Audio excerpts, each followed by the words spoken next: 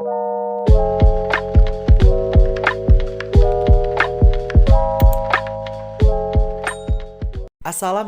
warahmatullahi wabarakatuh.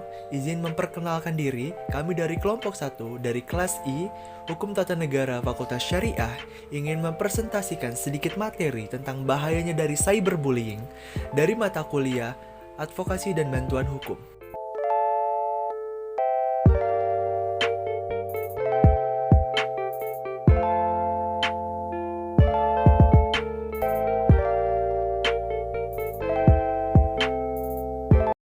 Di sini kami menggunakan beberapa konsep untuk diulas serta menambahkan wawasan lebih kepada masyarakat luas tentang bahayanya cyberbullying sendiri. Nah, konsep pertama kami yaitu sosialisasi. Nah, konsep ini seharusnya dilakukan secara tatap muka atau langsung agar masyarakat tersebut bisa mengerti tentang bahayanya cyberbullying sendiri. Dikarenakan COVID-19 ini, kami memutuskan membuat sosialisasi secara online yang dituangkan pada video ini.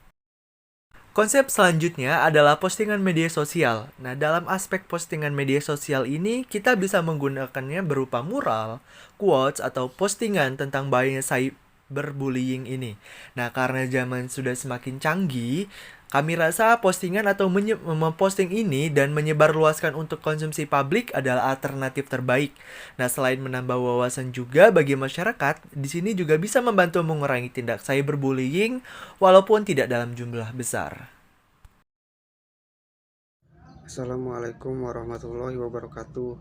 Saya Adi Pratama dari kelompok 1 ingin membacakan materi yang pertama, yaitu landasan teori. Cyberbullying adalah kejadian di mana seorang anak ataupun remaja diejek, dihina, diintimidasi, atau bahkan dipermalukan oleh anak-anak atau remaja lainnya melalui media internet, teknologi digital, ataupun telepon seluler.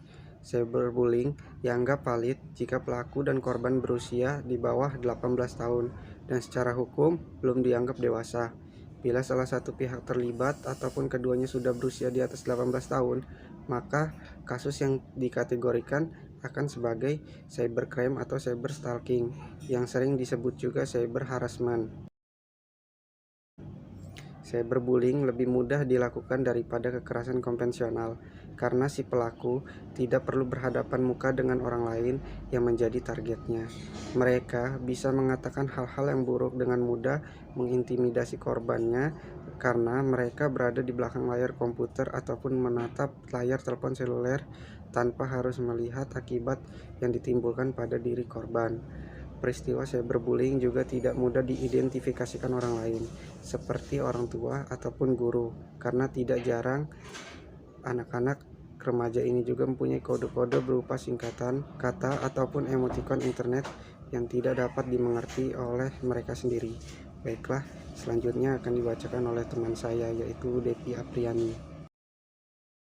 Baik, yang selanjutnya ada istilah lain dari cyberbullying.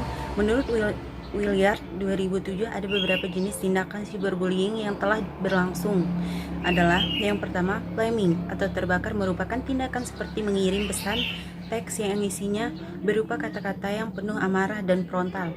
Yang B, harassment. Gangguan merupakan tindakan yang dilakukan seperti mengirimkan pesan-pesan gangguan pada email, SMS, maupun pesan teks jaringan sosial yang dilakukan secara terus-menerus. Yang C, denigration, pencemaran nama baik, yaitu mengumbar keburukan seseorang internet dan maksud merusak reputasi dan nama baik orang tersebut. Yang D, impersonation, peniruan, yaitu pelaku berpura-pura menjadi orang lain dan mengirimkan pesan-pesan atau status yang tidak baik agar teman korban mengira bahwa status atau pesan tersebut adalah hasil asli dari si korban. Yang E, outing, menyebarkan rahasia orang lain atau foto-foto pribadi orang lain dengan maksud mengumbar keburukan atau privasi orang lain tersebut. Yang F, trickery, tipu daya, yaitu membujuk seorang dengan tertipu daya agar mendapatkan rahasia atau foto pribadinya yang suatu saat bisa dijadikan senjata untuk memeras atau mengancam. Yang G, exfoliation, pengeluaran merupakan tindakan secara sengaja dan kejam mengeluarkan seseorang di grup online. Terus yang H, cyberstalking, yaitu mengganggu atau mencemarkan nama baik seseorang secara intens sehingga membuat ketakutan besar pada korbannya. Materi selanjutnya yaitu bentuk tindak kekerasan lainnya. Ada beberapa bentuk tindak kekerasan lainnya, diantaranya yaitu A. Kekerasan fisik. Bentuk kekerasan fisik meliputi tawuran, dipukul, ditempeleng, ditendang, dijewer, dicubit, dilempar dengan benda-benda keras, dijemur di bawah sinar matahari, serta diminta untuk berlari mengelilingi lapangan. Yang B. Kekerasan seksual. Bentuk kekerasan seksual ialah perlakuan tidak senonoh dari orang lain, kegiatan yang menjurus pada pornografi, perkataan-perkataan porno, dan tindakan pelecehan organ seksual.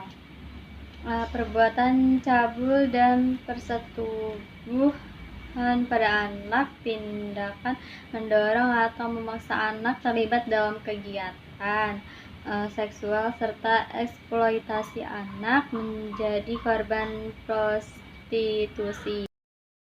Yang C. Kekerasan emosional. Kekerasan emosional ini meliputi ada mengancam, menakut-nakuti, menyinggung perasaan, merendahkan, bertabat, mendiamkan, mengucilkan, memelototi, dan mencibir. Sedangkan yang D yaitu kekerasan verbal. Di lain pihak, kekerasan verbal ini sering kali terjadi meliputi kayak seperti memaki, menghina, menjuluki, meneriaki, mempermalukan di depan umum, menyoraki, dan mencandai bermuatan fitnah.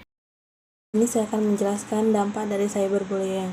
Di sini saya akan menjelaskan 4 dampak dari cyberbullying, yaitu yang pertama, menarik diri dari lingkungan sosial. Kondisi psikologis korban cenderung mengalami kecemasan dan ketakutan. Mereka tidak ragu menarik diri dari lingkungan sosial. Contohnya banyak kasus bullying di jaringan sosial maupun dialami anak sekolah, akhirnya membuat anak depresi, mengisolasi diri karena malu, dan memilih putus sekolah. Yang kedua itu ada perasaan dikucilkan lingkungan. Cyberbullying memang terjadi melalui internet atau di jaring sosial. Namun orang-orang yang berada di lingkungan nyata sekeliling korban dapat melihatnya. Terlebih lagi bagi berbagai komputer jahat yang ditunjukkan pada korban. Hal ini membuat orang sekitar turut menyerang korban dan kehidupan nyata. Akhirnya korban cyberbullying dikucilkan oleh masyarakat dan mendapat perlakuan kurang menyenangkan. Lalu yang ketiga ada kesehatan fisik dan mental terganggu. Bullying dilakukan secara terus-menerus melalui jaring sosial, dikenal maupun tidak dikenal, akan mendatangkan stres. Ujung-ujungnya mereka memendam depresi, rasa cemas, dan kehilangan kepercayaan diri, mendatangkan gangguan post-traumatic stress disorder atau PTSD. Tentunya pengaruh PTSD tidak mengenal usia, bahkan pada orang dewasa efek stimulasi tersebut dapat menyerang sistem kekebalan tubuh. Yang keempat ada depresi dan ingin bunuh diri. Korban cyberbullying seringkali merasakan marah, takut, terluka, tidak berdaya, malu, putus asa, dan terisolasi. Apabila kondisi ini terjadi berulang-ulang dan semakin parah, akan menyebabkan perasaan ingin mengakhiri hidupnya. Terima kasih atas perhatiannya. Jika ada salah kata saya mohon maaf, kepada Allah saya mohon ampun. Saya akhiri wabillahi taufiq wal hidayah. Wassalamualaikum warahmatullahi wabarakatuh.